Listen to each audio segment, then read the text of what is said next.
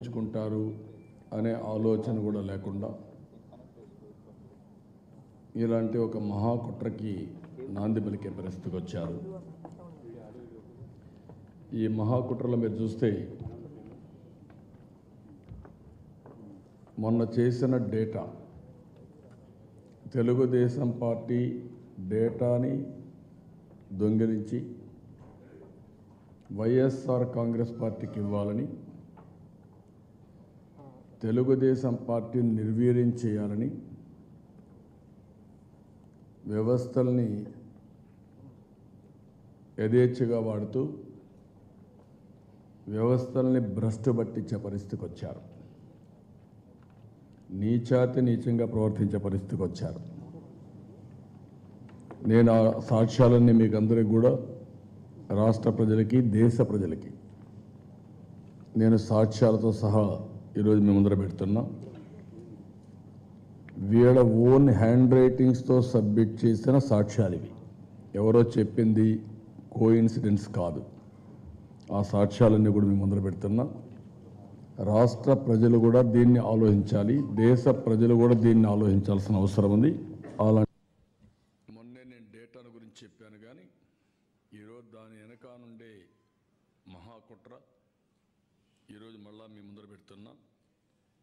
ఏదైతే దుష్ట చతుష్టయం, ఇది ఏంటని చాలాసార్లు చెప్పాను. ముగ్గురు మోడీలు ఏం చేశారు, ఏమేం జరిగింది, రాజ్యాంగ వ్యవస్థల్ని ఏ విధంగా మిస్యూజ్ చేశారు, కుట్రలు కుతంత్రాలు ఏ విధంగా చేశారు, ఇవన్నీ కూడా నేను చాలాసార్లు చాలా క్లియర్గా చెప్పాను.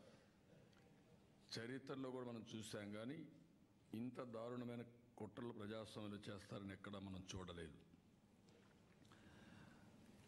రాష్ట్ర భారతదేశ చరిత్రలో కూడా 72 సంవత్సరాల్లో మనం ఇలాంటి కుట్ర కుతంత్రాలు ఏ రాష్ట్రంలో కూడా జరిగినట్టు చూడలేదు. కొన్నిసార్లు అధికార దుర్వినియోగం చేశారు, కానీ ఇంత భారీ ఎత్తున యథేచ్ఛగా, అంటే సిగ్గు కూడా లేకుండా, భయం కూడా లేకుండా, ఇది ప్రజాస్వామ్య దేశం ఆలోచించకుండా చేసే పరిస్థితికి వచ్చారు.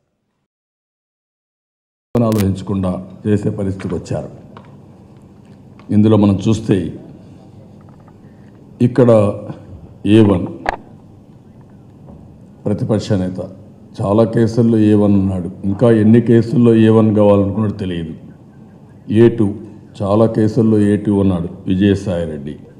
ఇంకా ఎన్ని కేసుల్లో ఇదే మాదిరిగా A2 కావాలనుకుంటారో తెలియదు. A1 A2కి పొరుగు రాష్ట్ర పాలకులు తెలంగాణ, ఒక రాష్ట్ర ప్రభుత్వం, అక్కడుండే ఉన్నత అధికారులు.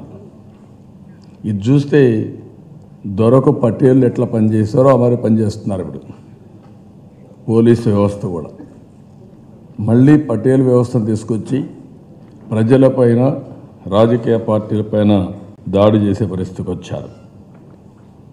వీళ్ళు ఇది ఇలాంటి తప్పుడు పనులు చేస్తూ ఓవర్ యాక్షన్ చేసి డాక్యుమెంట్స్లోనే వాళ్ళ కుట్ర కుతంత్రం ఏం చేయాలి ఇవన్నీ బయట పెట్టుకునే పరిస్థితికి వచ్చారు. తొలిత జరిగింది ఢిల్లీలో స్కెచ్, అది ఎన్నికల కమిషన్కి మెమరాండం ఇవ్వడం. నెక్స్ట్ డే హైదరాబాద్లో యాక్షన్, రెండో స్కెచ్ కింద హైదరాబాద్. మొదటిది ఢిల్లీలో ఫిర్యాదు, రెండోది హైదరాబాద్లో ఫిర్యాదు లేకుండా యాక్షన్ మొదట, తర్వాత ఫిర్యాదులు. అంటే ఇవన్నీ మనం చూస్తే ఒక పోలీస్ స్టేషన్లో కంప్లైంట్ ఇవ్వరు, ఇవ్వకుండా పోలీసులు వచ్చి రైడ్ చేస్తారు, అక్కడి నుంచి ఇంకొకరి దగ్గర ఫిర్యాదు ఇప్పిస్తారు, అక్కడి నుంచి పోలీసులు, ఒక పోలీసు ఒకటి చెప్తారు, ఇంకొక ఆయన ఇంకొకటి చెప్తారు, ట్విస్ట్ల పైన ట్విస్ట్లు, ఇష్టానుసారంగా ప్రవర్తన. ఈరోజు ఇక్కడ మీరు చూస్తే ఒక ఫస్ట్ మనం పేపర్లో చూసింది టైమ్స్ ఆఫ్ ఇండియాలో వచ్చింది. అందులో మొదట ఆర్టికల్ రాసి అక్కడి నుంచి 3-4 పోలీస్ స్టేషన్లో ఫిర్యాదులు మొదలుపెట్టారు. ఇంకొక పక్కన ఇక్కడ మీరు చూడాల్సింది ఇందులో ఈ స్కామ్లో అందరూ కూడా మనం చూస్తే విలన్లు ఎంతమంది ఉండాలనో మన సినిమాలు కూడా చూసాం. ఇంత కుట్రల సినిమాలు కూడా చేయాలి. మనం మొన్నే బాహుబలి చూసాం, అందులో కూడా ఇంత కుట్రలు లేవు.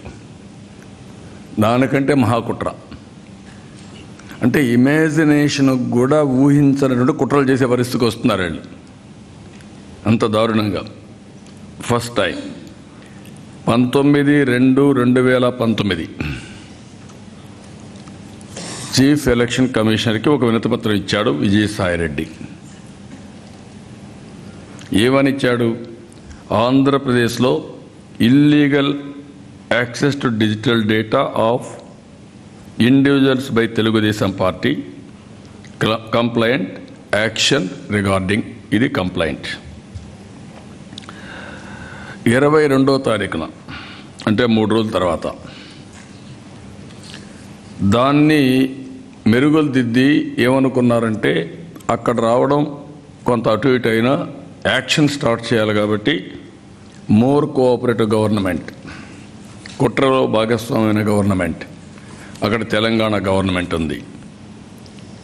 ఇమ్మీడియట్గా అక్కడి నుంచి ఇక్కడికి వచ్చి ఒక నోట్ వాడికి ఇచ్చారు. ఆ నోట్ ఎక్కడైతే ఎలక్షన్ కమిషన్కు మీరు తమాషా అంటే ఎలక్షన్ కమిషన్కు ఒక కంప్లైంట్ ఇచ్చారు. అందులో వీళ్ళు ఒక యాక్షన్ ప్లాన్ తయారు చేసుకున్నారు. ఆ కంప్లైంట్ అనగానే ఈ యాక్షన్ ప్లాన్ కూడా ఇచ్చేశారు ఎలక్షన్ కమిషన్కి.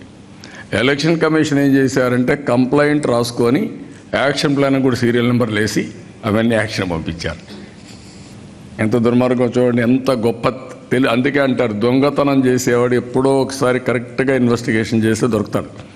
అదే దొరికారు, అడ్డంగా దొరికారు.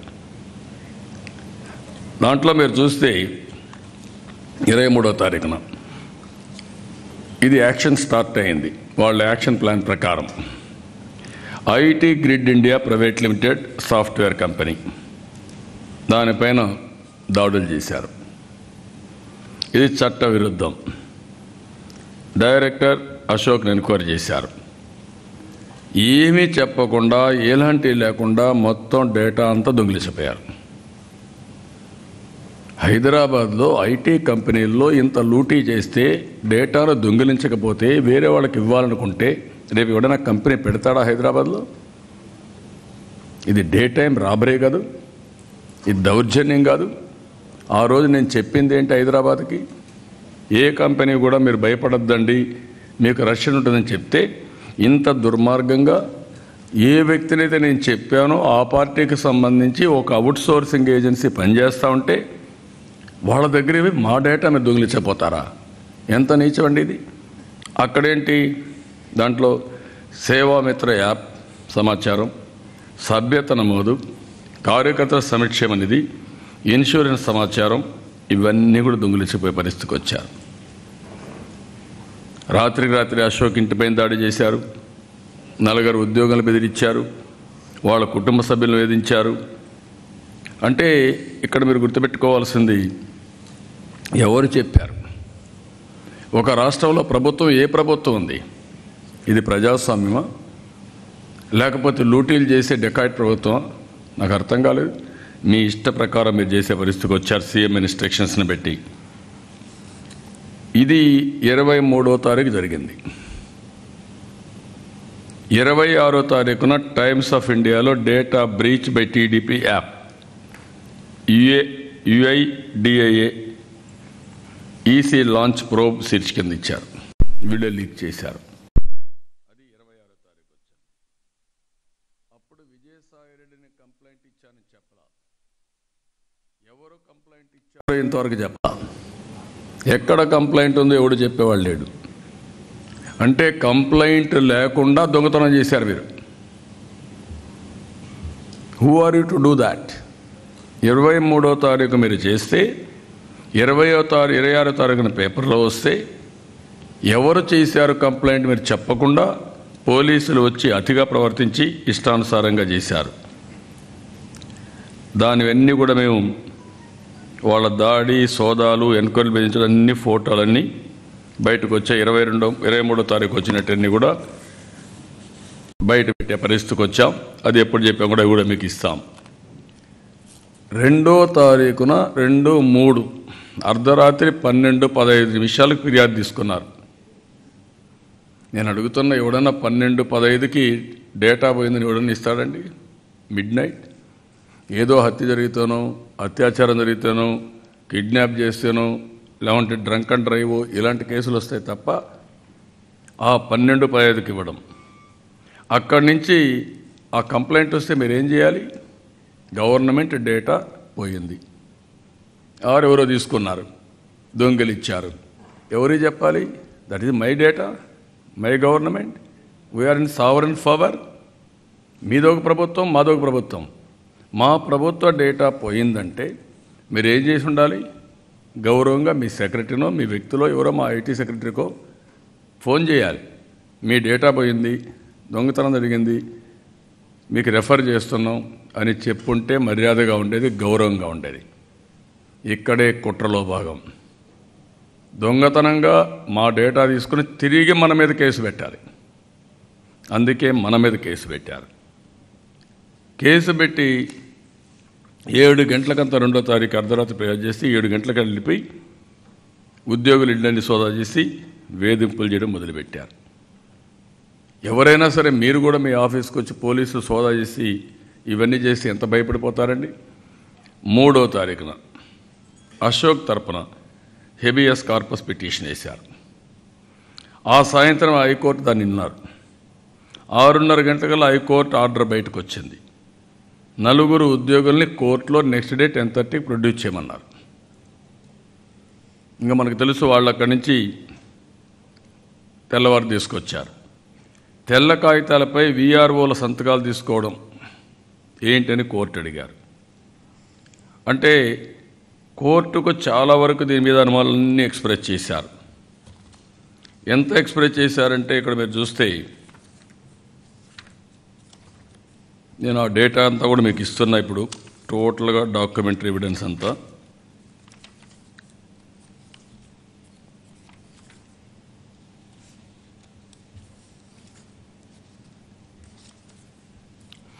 కోర్టులో ఇది మాట్లాడుతూ ఫైనల్గా హియరింగ్ అయిన తర్వాత వాళ్ళకి ఇది ఇచ్చారు, ఆర్డర్ ఇచ్చారు. The existence of blank signed papers in the case diary also cast a serious doubt on the authenticity and impartiality of the investigation being carried out by the police.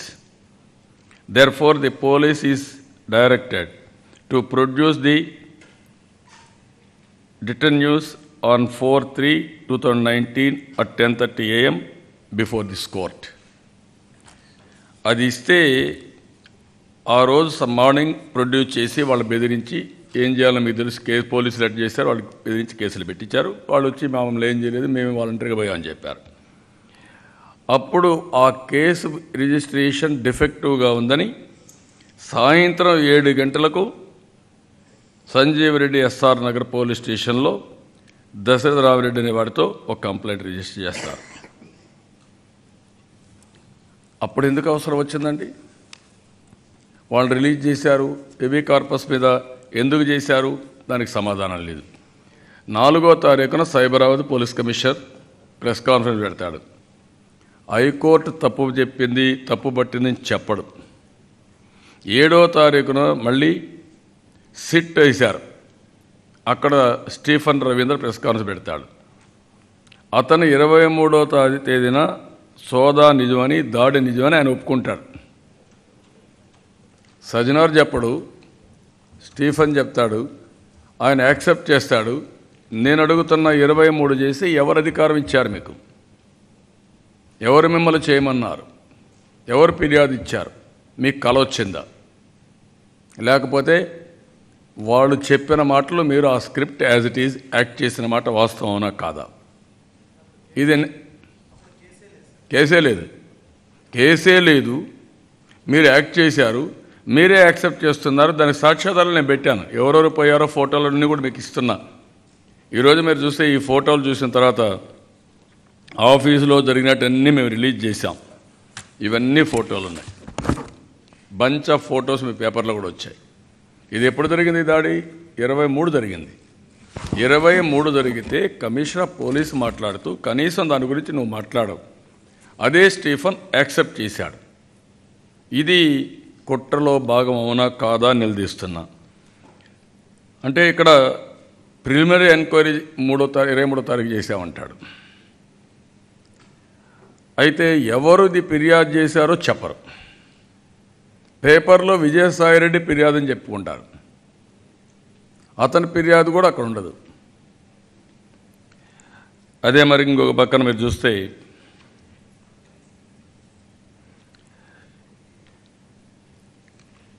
ఇంత జరిగిన తర్వాత data ఎందుకు తీసుకెళ్ళా permission లేకుండా ఒక party, ఒక వ్యక్తి కూడా కాదు, ఒక వ్యవస్థ, ఒక రాజకీయ పార్టీ, ఆ విషయం కూడా గుర్తుపెట్టుకోవాలి. రాజకీయ పార్టీలకే మనుగడ లేకపోతే సాధారణ వ్యక్తులకి, వ్యవస్థలకి మనుగడ ఎక్కడుంది? రాజ్యాంగంలో రాజకీయ పార్టీలకు ఒక గ్యారంటీ ఉంది అందరికంటే కూడా. ఎందుకంటే వాళ్ళు ప్రజల రిప్రజెంటేషన్స్ కానీ ప్రజాస్వామ్యంలో రాజకీయ పార్టీలు పనిచేస్తాయి. అది కూడా వాళ్ళకే రక్షణ లేకపోతే ఇంకెవరికి ఉంటాయని అడుగుతున్నా. 6వ తారీఖు మేమంతా కూడా ఇవన్నీ ఫోటోలన్నీ రిలీజ్ చేశాం. అన్నీ రిలీజ్ చేసి అన్ని ప్రెస్సుల్లో వచ్చాయి. 7వ తారీఖున మళ్ళీ ప్రెస్ కాన్ఫరెన్స్లో స్టీఫెన్ రవీంద్ర ప్రశ్నిస్తే ఒక జర్నలిస్టు ప్రిలిమినరీ ఎంక్వైరీ చేశాం ఆ రోజు అంటాడు. క్యాజువల్ ఎంక్వైరీ మా డేటా అంతా దొంగిలించకపోయి ఇది ప్రిలిమినరీ ఎంక్వైరీగా మీకు కనపడొస్తుందా? మా ఆఫీస్కి రావడానికి మీరు ఎవరని అడుగుతున్నా. మేమేమి నేరం చేశామని అడుగుతున్నాం. ఒక రాజకీయ పార్టీ ఒక అవుట్సోర్సింగ్ ఏజెన్సీ పెట్టి చేస్తే కనీసం మర్యాద లేకుండా గవర్నమెంట్ డేటా చోరీ చేశారనే నెపంతో మీ ఇష్ట ప్రకారం చేసే పరిస్థితికి వచ్చారు. ఇప్పటికి కూడా చెప్పరు. మామూలుగా ఉద్యోగులు 120 మంది పాపం భయపడిపోయారు. వాళ్ళంతా షేక్ అయిపోయారు. వాళ్ళు ఉద్యోగం కోసం, కడుపు కోసం పనిచేస్తారు. అలాంటి వాళ్ళని బెదిరించి తప్పుడు కేసులు పెట్టి అక్కడి నుంచి మొత్తం కంపు చేసే పరిస్థితికి వచ్చారు. ఇవన్నీ కూడా చేసిందంతా 2, 3, 4వ తేదీల్లో విజయసాయిరెడ్డి హైదరాబాద్ ఉండడం, ఆయనే డైరెక్షన్, అక్కడి నుంచి రిమోట్ కంట్రోల్, యాక్ట్ చేసేది పోలీసులు, డైరెక్షన్ ఫ్రమ్ సీఎం ఆఫీస్, వీళ్ళందరూ కలిసి అడ్డంగా దొరికిపోయే పరిస్థితికి వచ్చారు. ఇది నా లెక్క ప్రకారం ఒక మల్టీ విలన్ క్రిమినల్. ఒకరిద్దరు కాదు, మల్టీ విలన్స్ వీళ్ళు. ప్రజాస్వామ్యాన్ని అపహాస్యం చేస్తూ, దగా చేస్తూ, ప్రజాస్వామ్య వ్యవస్థలను నిర్వీర్యం చేస్తూ, ఒక పక్క జగన్మోహన్ రెడ్డి, ఒక పక్క విజయసాయిరెడ్డి, కేసీఆర్, కేటీఆర్, నరేంద్ర మోడీ, అమిత్ షా అందరూ దీంట్లో ఇష్టానుసారంగా చేసే పరిస్థితికి వచ్చారు. ఇంకొక పక్కన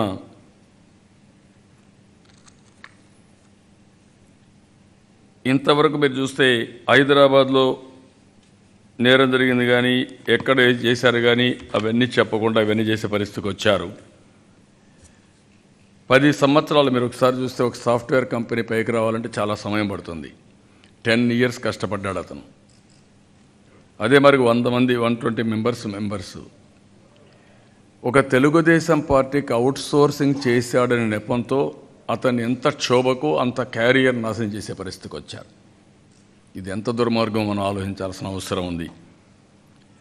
ఇంకొక పక్కన 2వ తారీఖు అర్ధరాత్రి ఫిర్యాదు వస్తే 4వ తారీఖు పరారైపోయారని అక్కడి నుంచి మొదలుపెట్టారు. 3వ తారీఖు ఆదివారం, 4వ తారీఖు మనకు శివరాత్రి వీకెండ్. అయితే 24 గంటల్లో పరారైపోయాడు, మేము ఇష్ట ప్రకారం చేస్తున్నామని చెప్పి మాట్లాడే పరిస్థితికి వచ్చారు. నేను అడుగుతున్న తెల్ల కాగితాల పైన VROలతో ఏ విధంగా సంతకాలు పెట్టించుకున్నారు? అది కోర్టుకే సబ్మిట్ చేశారు. ఇది నేరం అయితే ఫస్ట్ తీసుకోవాల్సిన పోలీసుల పైన యాక్షన్, ఆ ప్రభుత్వం పైన యాక్షన్ తీసుకోవాలి ఇలాంటి తప్పుడు పనులు చేసిన దానికి. అంటే దీన్ని పెట్టుకొని ఇష్టానుసారంగా దొంగ రిపోర్టు తయారు చేయాలని చెప్పి ముందుకు పోయే పరిస్థితికి వచ్చారు. 19వ తారీఖున నేను అవన్నీ చూపిస్తాను మీకు. 19వ తారీఖున ఢిల్లీలో ఫిర్యాదు ఇచ్చినప్పుడు నేను మీకు అవి కూడా ఇచ్చాను.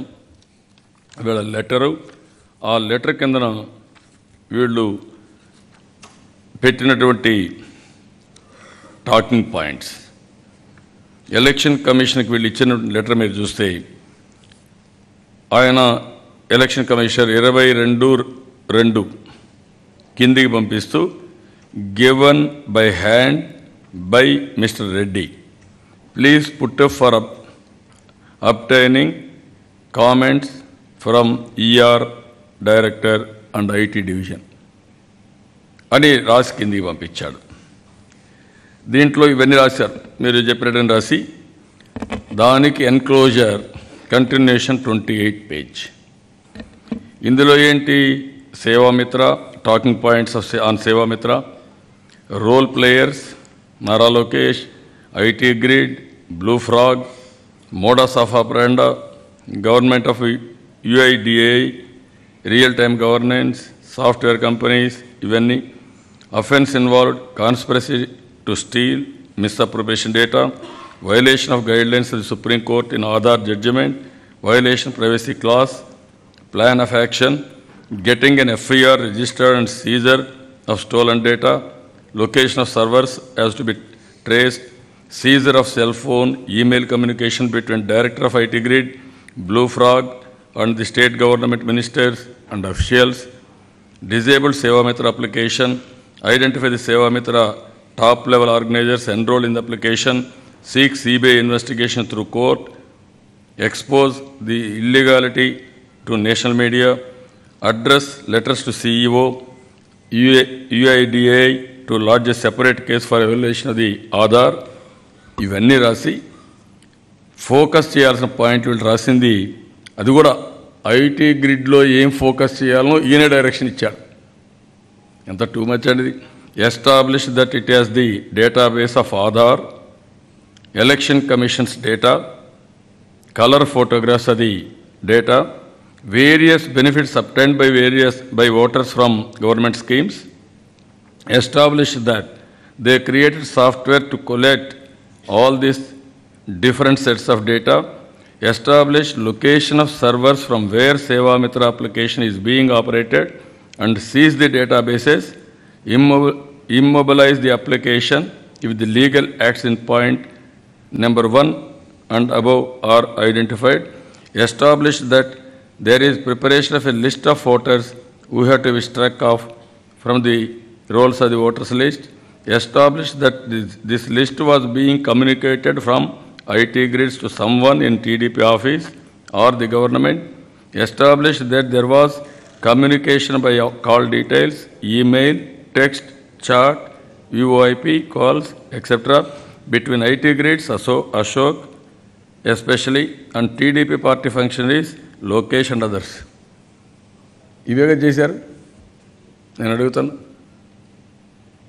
అంటే ఇంక నేనేం చెప్పాలి వాళ్ళకి? ఎంత టూ మచ్ అండి. అంటే అతను డైరెక్ట్ చేస్తే ఆ డైరెక్షన్ ప్రకారం మీ గవర్నమెంట్ యాక్ట్ చేస్తారా నా మీద? నా డేటా దొంగిలించడానికి ఎవడిచ్చాడండి అధికారం? ఇది కుట్ర కాదా? చెప్పండి నాకు. ఇంత టూ మచ్గా చేసి ఇష్టానుసారంగా మీరు వెళ్ళి మీ ఇష్ట ప్రకారం ఇది ప్రజాస్వామ్యం అనుకున్నారా, డిక్టేటర్షిప్ అనుకున్నారా? ఎక్కడికి తీసుకుపోతుందని అడుగుతున్నా. నిన్న ఇవన్నీ చేసి మళ్ళా బీజేపీ ఆ రోజే మీరు చూశారు. ఇది ఒక పక్క జరిగితే టీఆర్ఎస్ నాయకులు గవర్నర్ దగ్గరికి వెళ్తారు, బీజేపీ నాయకులు వెళ్తారు. దాని వెనకాన్నే మళ్ళీ జగన్మోహన్ రెడ్డి వైసీపీ నాయకులు వెళ్తారు. అంటే కుట్రని ఎంత రక్తి కట్టిస్తున్నారంటే అంత రక్తి కట్టిస్తున్నారు. నిన్న బీజేపీ నాయకులు ఢిల్లీకి వెళ్తారు, సిబిఐ ఎంక్వైరీ వేయాలి అంటే మీరందరూ కూడా ఒకే కోరస్ తీసుకున్నారు. ఏ విధంగా కోరస్ తీసుకున్నారో మీకు అర్థమవుతుంది. ఒక కాన్స్పిరసీ ప్రీ ప్లాన్డ్గా చేసి దాన్ని మెట్రికులస్గా ఎగ్జిక్యూట్ చేసి మళ్ళీ దాన్ని సిగ్గు కూడా లేకుండా డిఫెండ్ చేసుకుంటూ వేరే నేరం పెట్టి మళ్ళా ఎదురుదాడి చేసే పరిస్థితికి వచ్చారు. ఇంకొక పక్క నిన్న వీళ్ళు పోయేసి డేటా చెప్తారు, సిబిఐ ఎంక్వైరీ చేయాలి ఇవన్నీ.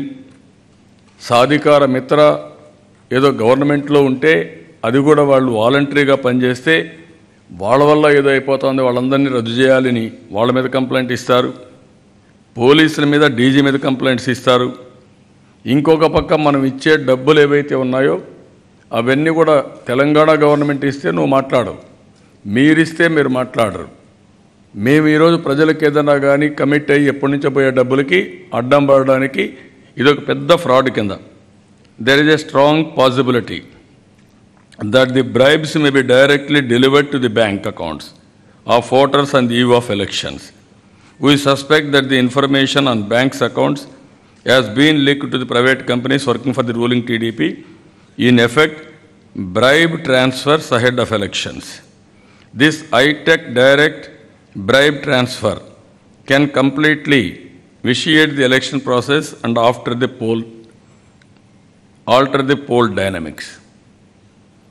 నువ్వు 2000 ఇస్తే లేదా, మీరు ఇస్తా ఉంటే లేదా, తెలంగాణలో ఇస్తే లేదా, నేను డైరెక్ట్గా డబ్బులు ఇవ్వాల, పార్టీ గవర్నమెంట్ ఇచ్చాం, రైట్ రాయల్గా బెనిఫిషరీస్ చేయవలసిన డబ్బుని ఒక సిద్ధాంతపరంగా తెలుగుదేశం పార్టీ ఇచ్చాం.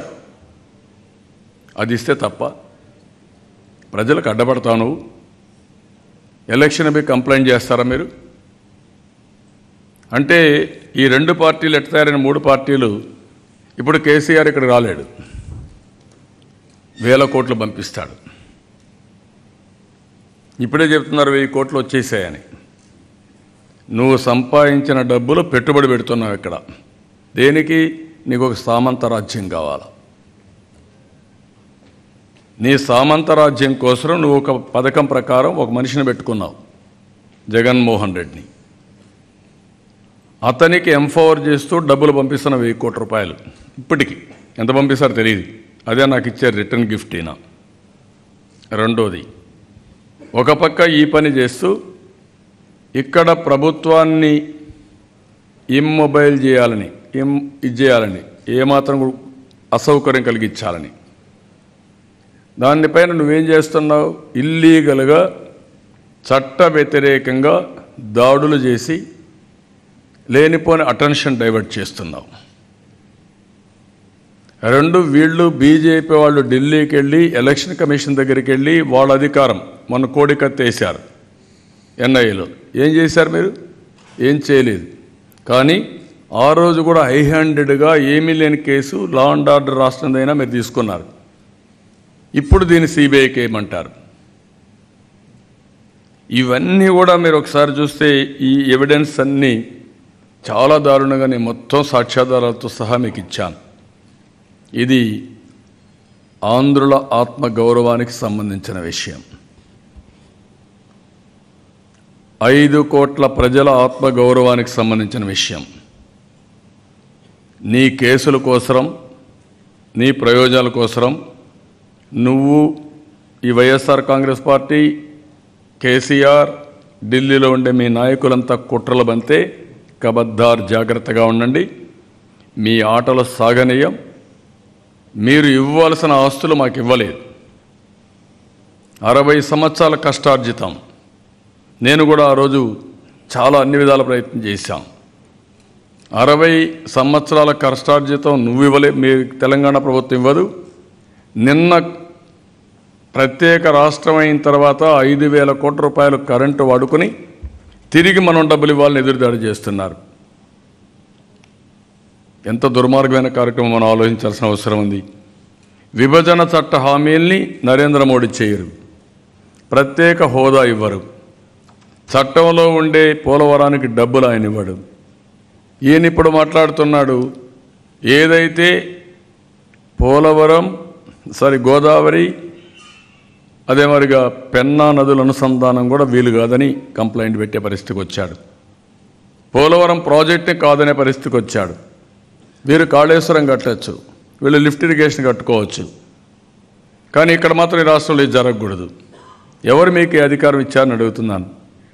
కేంద్ర ప్రభుత్వం ఏమాత్రం కూడా మాట్లాడరు. ఇంతవరకు చట్టంలో ఉండేటి ఏమి కూడా ఫైనలైజ్ చేయరు. ఇదివరకు గోదావరి ట్రిబ్యునల్ ఏమని చెప్పి పెట్టారు, కృష్ణా బోర్డు ఏమన్నారు, గోదావరి బోర్డు ఒకటి, కృష్ణా రివర్ బోర్డు ఒకటి, 2 బోర్డులు ఏమన్నారు. ఎందుకు వేయలేదు మీరు? ఎందుకు ఇవన్నీ చేస్తున్నారు? అందులో కూడా నేను రేపు వెళ్ళండి మీకు ఆ విషయాలు కూడా చెప్తాను, ఏ విధంగా వీళ్ళు చేస్తున్నారు అనేది. మర్యాదగా మనం వీలైనంత వరకు అమికబుల్గా సార్ట్అవుట్ చేయాలని ఆలోచిస్తే అది అలుసుగా తీసుకొని రాష్ట్రం పైన దాడి చేసే పరిస్థితికి వచ్చారు. రాష్ట్రాన్ని నిర్వీర్యం చేసే పరిస్థితికి వచ్చారు. ఈ విషయం మీరు గుర్తుపెట్టుకోవాల్సినది. వీళ్ళ ఆటలు సాగనీయం. తెలుగువారి ఆత్మగౌరవానికి సంబంధించిన విషయం ఇది. 5 కోట్ల ఆంధ్రప్రదేశ్ ప్రజానికానికి సంబంధించిన విషయం. మీరంతా హైదరాబాద్లో కూర్చొని కుట్రలు కుతంత్రాలు చేస్తే మేము చేతులు మర్చుకొని కూర్చోవడానికి కూడా సిద్ధంగా లేము. నేను హెచ్చరిస్తున్నా, బీ కేర్ఫుల్. మీ ఇష్ట ప్రకారం మీరు చేయడానికి వీలు లేదు. దీనికి సమాధానం చెప్పాల్సిందిగా కుట్రదారులందరినీ కోరుతున్నాం. మీరు ఎలక్షన్ కమిషన్కి ఇచ్చిన మాట వాస్తవం అవునా కాదా? అందులో పేజ్ నెంబర్ 28 మీరు స్కెచ్ యాక్షన్ ప్లాన్ ఏం చేయాలో రాసుకున్న మాట వాస్తవం కాదా? నెక్స్ట్ డే ఇవన్నీ తెలంగాణ గవర్నమెంట్కి ఇచ్చిన మాట వాస్తవనా కాదా? కంప్లైంట్ లేకుండా మా మీద వచ్చి మా ఆఫీస్కి వచ్చి, అంటే మేము అవుట్ సోర్సింగ్ ఇచ్చిన ఆఫీస్కి వెళ్ళి తెలుగుదేశం పార్టీ దొంగతనంగా తీసి వైఎస్ఆర్ కాంగ్రెస్ ఇచ్చిన మాట వాస్తవనా కాదా? మీరు ఆ రోజే ఎప్పుడు ఎవరు కంప్లైంట్ ఇచ్చారు చెప్పే పరిస్థితులు లేకుండా పోయారు మీరు. ఇప్పుడైనా చెప్పండి, 23వ తారీఖు ఎవరు చెప్పారు మీకు? దేవుడు చెప్పాడా? మీకు కల వచ్చిందా? ఎవరు చెప్పారు మీకు? ఇది అధికార దుర్వినియోగం కాదు. ఎప్పుడైతే 2వ తారీఖున మాకు కంప్లైంట్ వచ్చిందని చెప్పి ఎప్పుడైతే ఆఫీసర్ని కిడ్నాప్ చేశారో, హెవెస్ కార్పస్ వేస్తే నలుగురిని ఆ రోజు ప్రొడ్యూస్ చేసిన మాట వాస్తవం కాదా? అవునా? ఆ రోజు కోర్టు మిమ్మల్ని అడిగారా కాదా? మీరు ఏమిటి మీ లోకల్ స్టాండ్, ఎందుకు చేశారు, ఈ కేసు ఎట్లా నిలబడుస్తున్న అడిగితే మళ్ళీ ఒక కేసు బుక్ చేస్తారా మీరు? అంటే తప్పులపైన తప్పులు చేస్తూ మమ్మల్ని బెదిరిస్తారా మీరు? మీకు పోలీసు ఉంటే మాకు పోలీసు లేదు, మీది ఒక రాష్ట్రం అయితే మాకు రాష్ట్రం కాదా? మాకు ఆత్మగౌరవం లేదు? నీ ఇష్టం. ఈరోజు తెలుగు వాళ్ళు ఎక్కడైనా చేస్తారు, ప్రపంచంలో ఎక్కడ వాళ్ళు ఎక్కడైనా పోయి పని చేసుకోవచ్చు. ఈ భయభ్రాంతులు చేయడం ఏంటి? ఒక టెర్రరిజం క్రియేట్ చేయడం ఏంటి? ఎంత అగని అండి వాళ్ళకి. నేను అడుగుతున్న ఆ అశోక్ కానీ ఆ మెంబర్స్ కానీ ఫేస్ చేసిన అగని, 150 మందికి 120 మంది పనిచేసిన రుణపరంగా పోయారు, పార్టీకి తీరని నష్టం చేశారు. Who are you? ఒక రాజకీయ పార్టీని మీరు నిర్వీర్యం చేస్తే మామూలు వ్యక్తులు మీకు ఒక లెక్క, ఒక రాష్ట్రం పట్ల మీరు ఈ విధంగా ప్రవర్తిస్తే మామూలు వ్యక్తులకు రక్షణ ఎక్కడుందని నేను అడుగుతున్నా. ఇవన్నిటి కూడా సమాధానం చెప్పాల్సిన అవసరం ఉంది. నేను అడిగేది ఒకటి అడుగుతున్నాను, 23వ తారీఖున వితౌట్ రిజిస్టరింగ్ ఎఫ్ఐఆర్ నువ్వు ఆఫీస్కి ఎట్లా వెళ్ళారు, డేటా ఎట్ట దొంగిలించారు, ఇన్వెస్టిగేషన్ ఏ విధంగా చేశారు, ఇది చెప్పాల్సిన అవసరం ఉంది. So I'm very clear in this. దీనికి వీళ్ళు ఇవన్నీ ఇల్లీగల్ యాక్ట్ ఆఫ్ పోలీస్.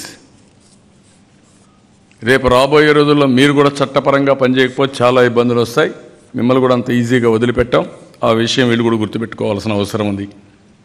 ఎవరో చట్టానికి అతీతులు కాదు. ఏదో ఇది మాట్లాడితే ఇంకో మాట మాట్లాడడం, బెదిరించడం, లేకుంటే ఆ కేసు పెడతాం ఈ కేసు పెడతాం అని వీళ్ళందరూ ఇదే పని చేస్తున్నారు. పెట్టండి, మీరు ఎన్ని కేసులు పెట్టినా ఇక్కడ ఎవడో భయపడేవాడు లేడు. మీరు ఒక కేసు పెడితే ఏం జరుగుతుందో మీకు కూడా తెలుసు. మీరు ఒక యాక్షన్ ఉంటే ఇక్కడ యాక్షన్స్, ప్రతి యాక్షన్ ఎట్టుంటుందో కూడా గుర్తుపెట్టుకోవాల్సిన అవసరం ఉంది. మమ్మల్ని మేము రక్షించుకోగలుగుతాం. కేంద్రం మీతో కలిసిన ఇద్దరు కలిసి మా ఆత్మగౌరవాన్ని దెబ్బతీయాలనుకున్నా, జగన్మోహన్ రెడ్డి మీతో లాలూచి పడినా జరిగేది మాత్రం ఉండదు. ఇది గుర్తుపెట్టుకోమని హెచ్చరిస్తాను.